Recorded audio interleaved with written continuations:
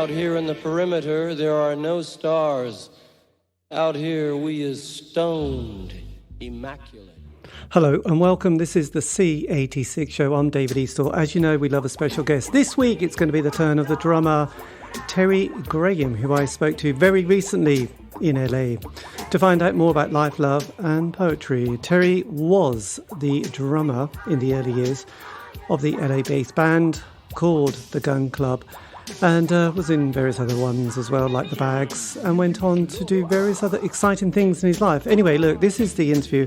This is going to be in 3 parts for various reasons, which I could go into if you want. It's to do with the reception and various other issues we had. But anyway, this is going to be part 1, the early years. Don't worry, parts 2 and 3 are just as exciting, so do check them out. Anyway, look, after several minutes of casual chat with Terry, we got down to that very exciting subject that was the formative years. Terry, take it away.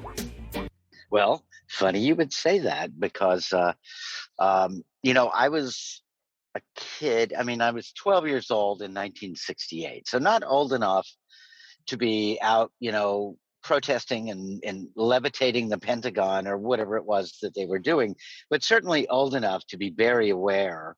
And even as a kid, I mean, even earlier than that, like mid 60s, 65, 6, 7, I just hear actually practicing in their garage, it's in them play.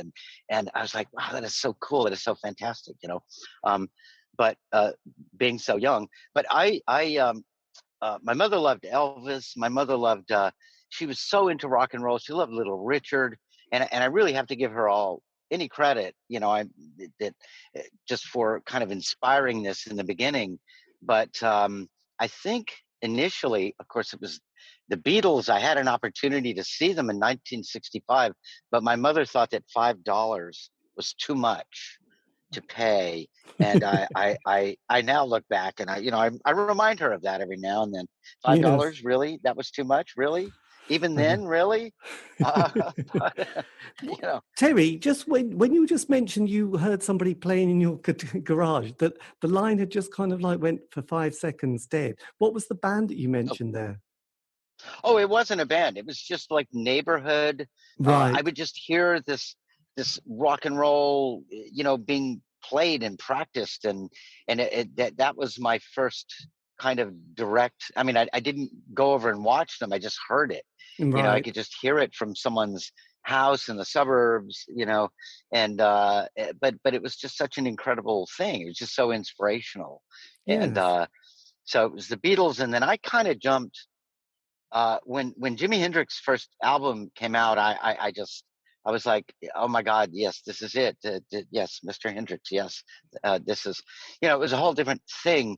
But I loved garage bands from the 60s, the ones that actually were played on the radio, the Kinks and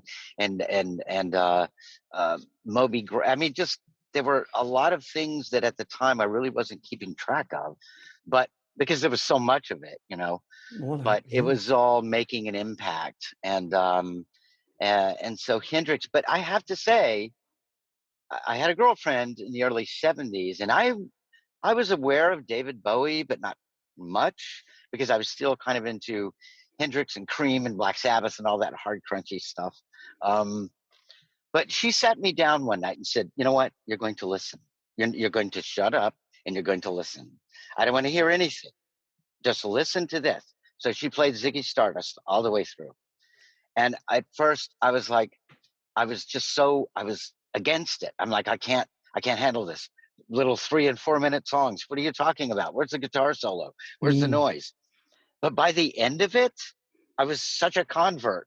I'm like going, wait, this is perfection. This is what it should be. It's like pop music realized, listen to that.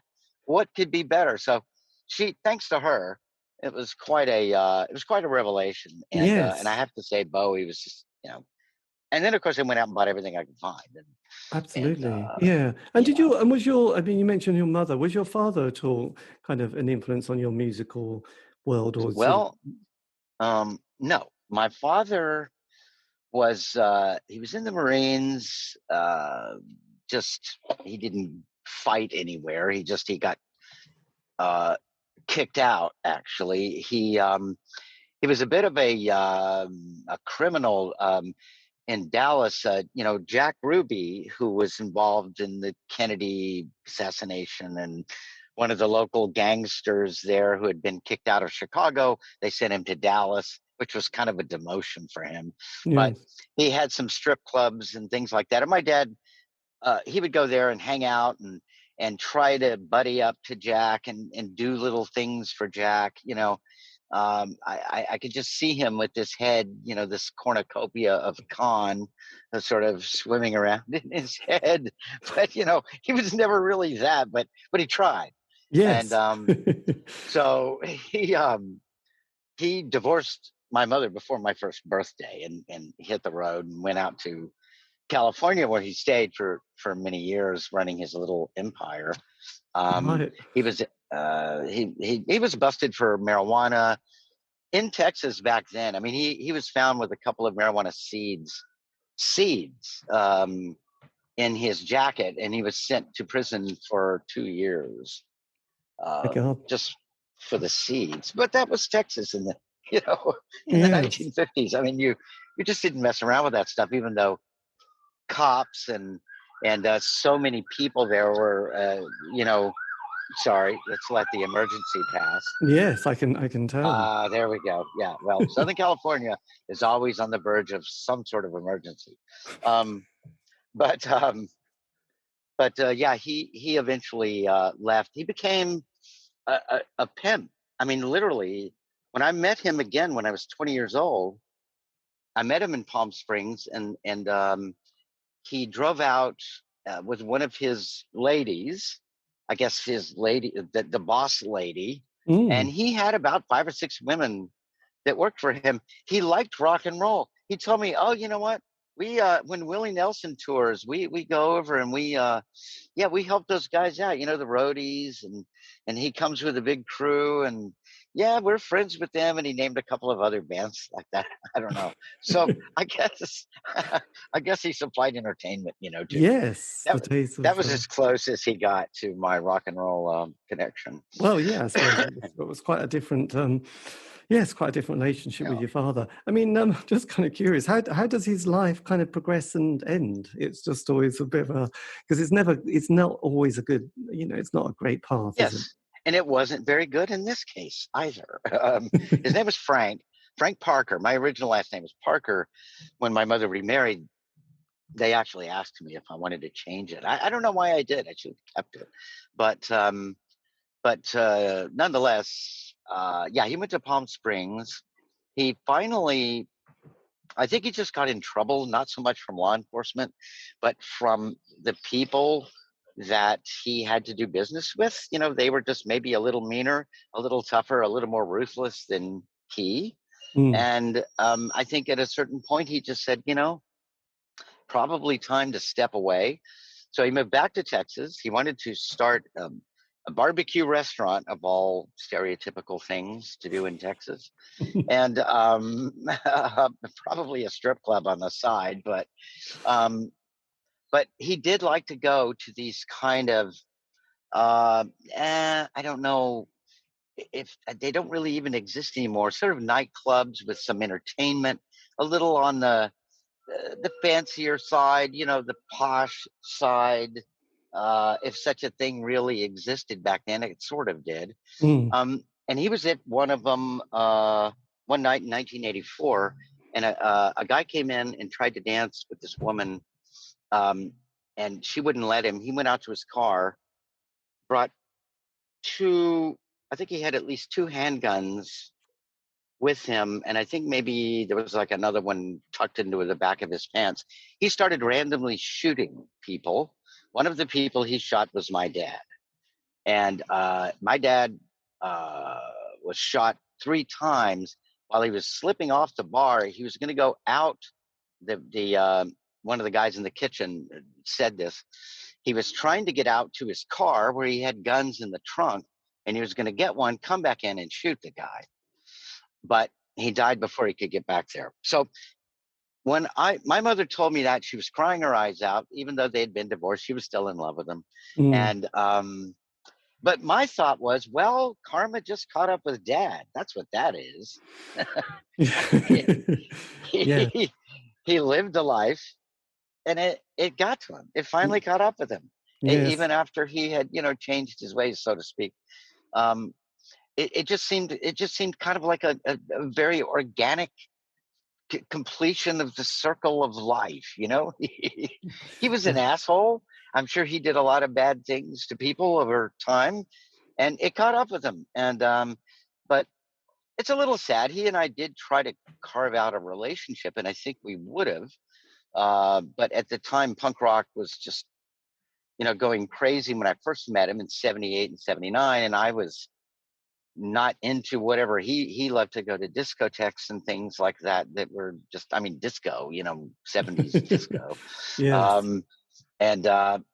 But by 84, we had spoken a little bit on the phone, and, we were starting to kind of put the pieces together. And I think it would have been fine, but life stepped in. Yes. That was that. But yeah, you're right. It did not have a happy ending. It didn't have a good one, did it? But yes. So were you the only child, or did your mum have... She did. She had a couple of others. When I was 8 years old, she had remarried, and so I have two brothers, half brothers. But for that first 8 years, it was, I was really kind of free to just explore pop culture. I was so attracted to it: movies, television, rock and roll. I remember my grandfather saw the Rolling Stones on the Ed Sullivan Show. I think their first appearance, whatever year that was, 66 maybe or something.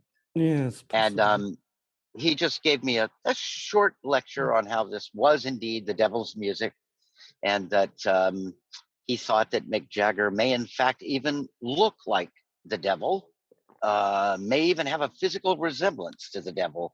And I'm like, I loved Satisfaction. How could I not? Yes. And so I patiently listened to him and heard him out. But still, I was just kind of free to sort of wallow in all that, and I loved it. And my cousin convinced me to play drums. So at school there was a music department and everything, and so I was in the school orchestra and all that kind of thing. And that's how it all started. Yes. Yeah. So did you leave school at 16? No, I graduated from our high school and went on to university for a year, and that's 76. So that was I was just trying to figure out what to do. I didn't know if I wanted to keep doing that. The Ramones album came out. I bought it at this kind of hippie college record store. I was shocked that they actually had it. I had read about it in the Village Voice. When I was a student there, they had all these magazines, and everything from all over the country. And so I had to hear it, and I hated it. Of course, I thought it was the worst crap I'd ever heard. But within 24 hours, again, I was thinking, well, this is actually the best crap I've ever heard. And so, I was a total convert once again. And so my cousin who lived in Los Angeles invited me out to stay for the summer. And I just came out and ended up staying for a very long time. Yes, absolutely. Oh, so where did you grow up with your mum? That was in it was around Dallas in Texas. Right. It was down there. Yeah. That direction. And did the drums, did they come quite easily to you? Did you sort of pick it up and feel quite comfortable straight away? I actually did. They bought me in 67 a dark gray oyster pearl Ludwig set, which I just saw one for sale the other day for $5,000, which was, an original set. Of course, God only knows where that set that I owned ended up. But I loved drums. I loved rhythm. I began to sort of start the process of putting these pieces together, sort of the way I loved music and approached it, and then identified the things about it that I really liked. What did I like, it was not a conscious process, but I realized that the rhythm and the backbeats and all the underpinnings of pop music for me was always kind of a rhythmic thing. It was always that was the foundation for me. And it didn't mean a whole lot since I didn't really pursue drums at it. After a few Yeah. years, I quit, but it certainly came in handy later. Yeah, absolutely. And was there any particular album or drummer that you thought, God, I love this. This is kind of my style, like whether it was Woody Woodmansey or John Bonham or... Well, John Bonham, yes. I love John because everybody talks about what a big sound it was. Well, yeah, it was, thanks to a producer in a studio partly, but I loved his style, and I didn't even know it at the time. But I loved it because it was less is more, and he would just play the essential, but it had such a big presence. And I don't mean that necessarily in sound or volume. It would just occupy so much of the song in a way, because it was exactly what was needed, no more, no less. And I didn't even realize at the time that that was just something that, for me personally, was the way I really enjoyed playing drums. I loved Mitch Mitchell. I loved Buddy Rich. I actually saw him live. And it was, it was so over the top. It was so incredible. I was like, well, I'm not that drummer. I know that. I'll never be that guy. Yes. But yeah, people like John Bonham or even Ringo Starr, same thing. I mean, people think, oh, it's simple, he just backbeat. No.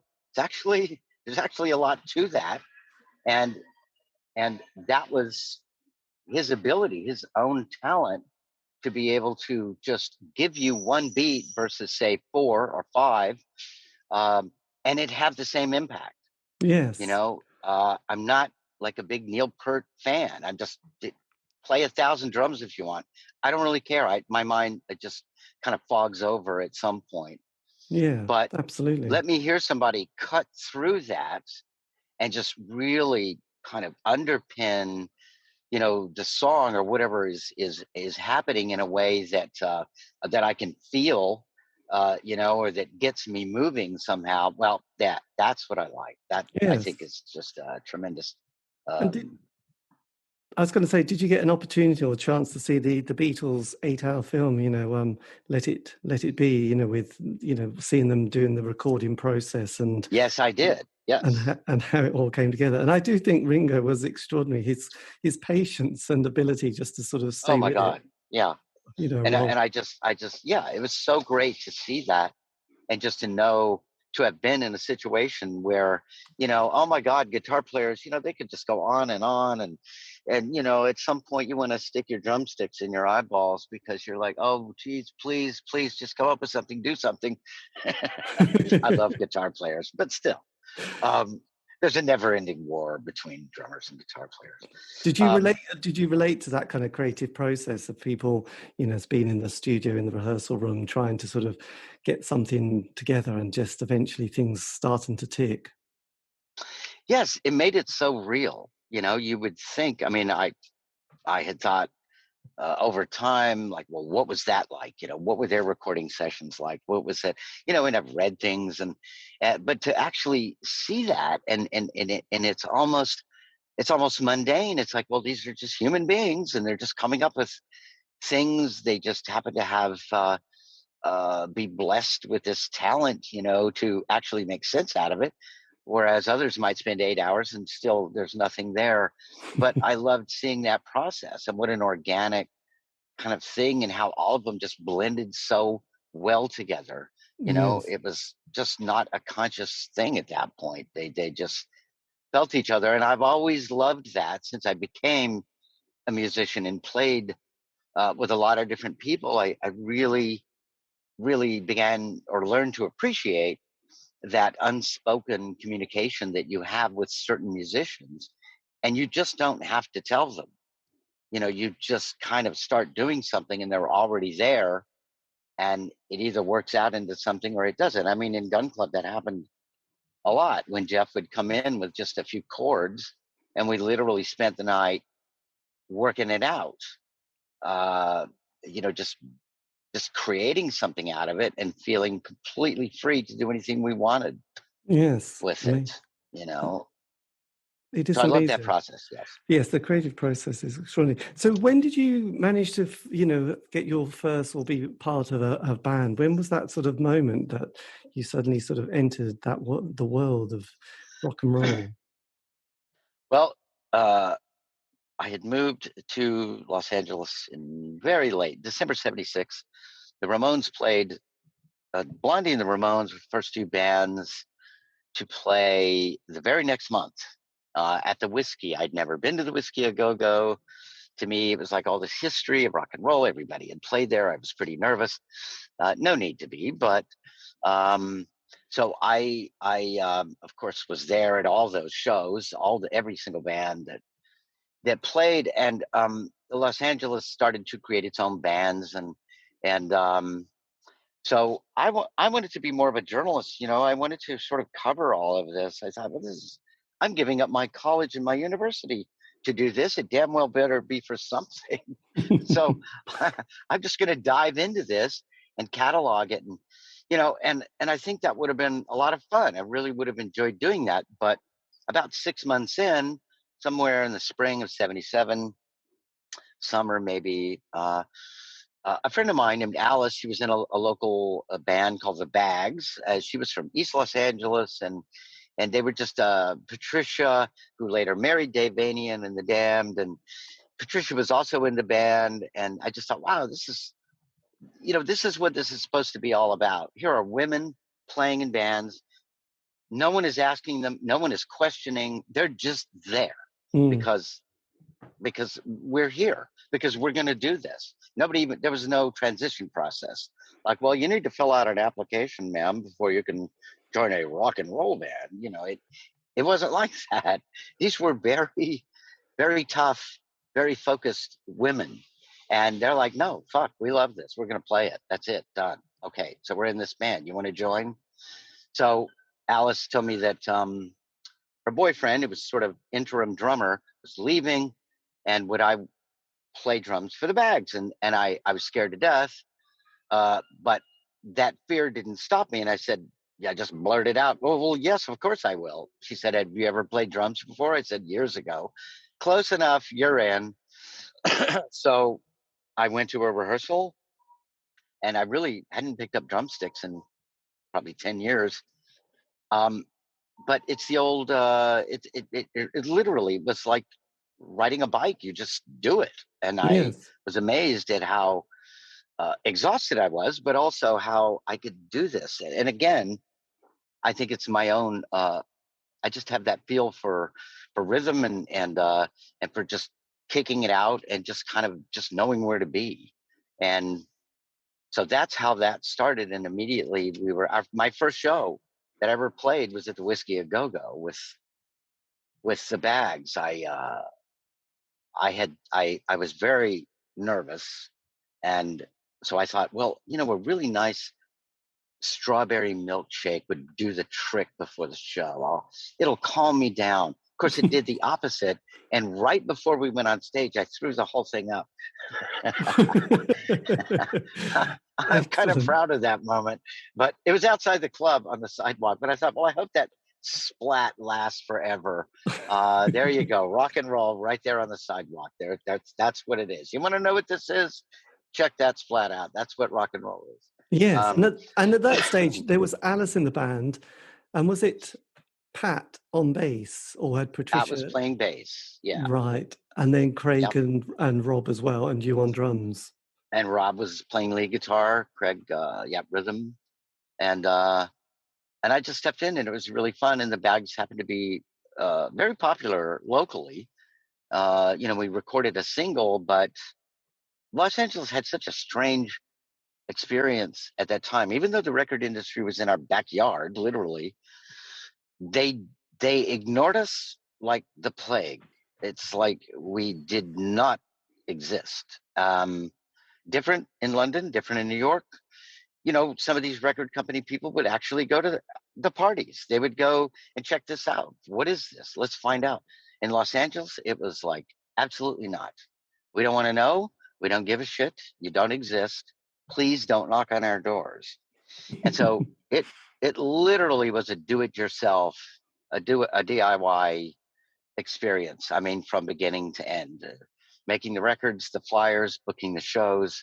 We were very fortunate that the people who owned the Whiskey A Go Go were completely open to what we were doing, because I think they loved these street scenes. For them, it was like, hey, we don't know what this is. We may not even like it, but there's a lot of people coming to these shows, and that means a lot of alcohol sales. So let them in the door. Yes. It was great. We had a great stage, among others, to actually play. But that's how that kind of got started, but the Bags never got any. And I honestly, looking back, I mean, I wish we had recorded an album, but I'm not sure what it would be today, other than just sort of a raw artifact yes. of the time, But you've got the single Survive, haven't you? So yeah, we got that, and that actually sounds pretty good. And I've always liked that. I thought Danger House Records, that local label, they did a good job. They really did put a lot of effort and heart into it, to try to represent, have an authentic representation of some local bands that otherwise, would not have ever happened. Yes. So when the band folded, did you feel like, okay, that was it, or were you quite hungry for, right, that was good, but it was a bit brief. Shall we try and find some other gig now? Right. Well, Rob and I, he wanted to play bass, and occasionally at rehearsal he would play bass. And God, I loved playing drums with his bass, because he was just the most natural and talented musician I'd ever played with, and still have ever played. The guy could just play anything. You could tell him, play this. He just played it. It's a song he'd heard, he hadn't heard it, a genre, he knew it, he just knew what it was. He just had natural instinct for music. And so I said, well, Rob, let's go around and let's talk to people. Let's talk to other bands and see if maybe we can find, a drum bass situation where they might need us both. If not, fine. But so we did that. We went to various clubs and listened to bands. We just really ended up drinking way too much beer and never found anybody. But we enjoyed the beer. But we knew Jeff Pierce. I knew him from years before that, when the whole scene began. And I like Jeff. He would talk your ear off. Even if you're not listening, he's still talking. You could clear the sidewalk, this guy. I mean, he just was kind of like a rambling genius. He had an encyclopedic knowledge of music history, roots music history, and blues history. The guy was really amazing. I mean, it was impressive, but Jesus Christ, how long can you listen to this guy talk about it, So eventually people would just literally just sort of turn and walk away, and Jeff's still there talking. Who cares, but so I was trying to be nice, and I listened to him a lot. I actually learned a lot listening, but Jeff had started a couple of bands, and I didn't really pay attention. I just knew about them. They came, they went. Rob and I, a place called the Hong Kong Cafe in LA's Chinatown, near downtown, original Chinatown area. And this place used to be a restaurant, and a couple of guys approached him and said, well, you've got a big upstairs area. Why don't we make a nightclub out of this? You might make some money. And they fell for it. So they would host bands. Actually, they were really fun shows at the Hong Kong Cafe. I think everybody that been there, that went there, remembers them quite fondly. But one night, Rob said, well, let's go to the Hong Kong and let's talk. There's a couple of people that are going to be there. And he said, oh, Jeff's newest band called Gun Club is going to be there. And I was like, yeah, whatever, I don't care. So we go there and we're listening, and I'm like, here's Jeff. It's going to be kind of tortured. Well, it was kind of tortured, but by literally like the second song, I was really paying attention. I'm like, wait a minute, what's Jeff doing here? I kind of hear stuff.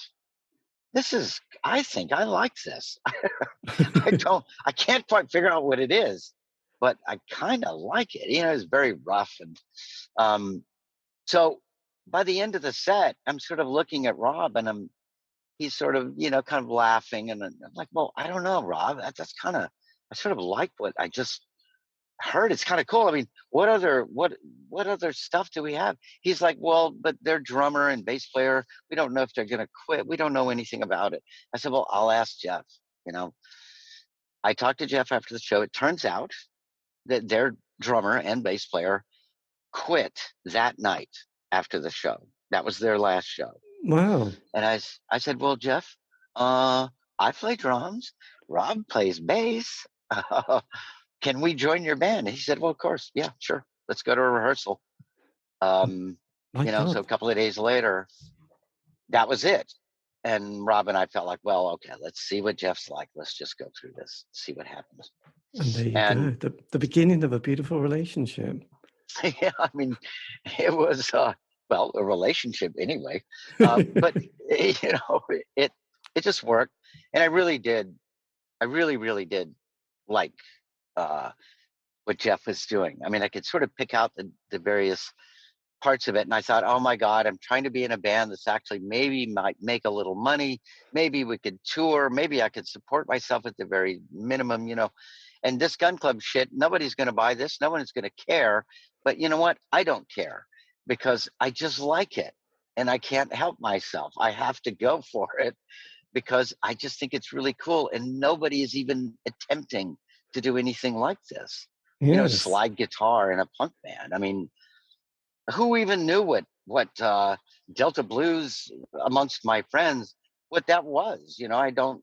Delta blues. I don't know. What is that? Is that the name of a mobile home manufacturer? I don't know what that is. And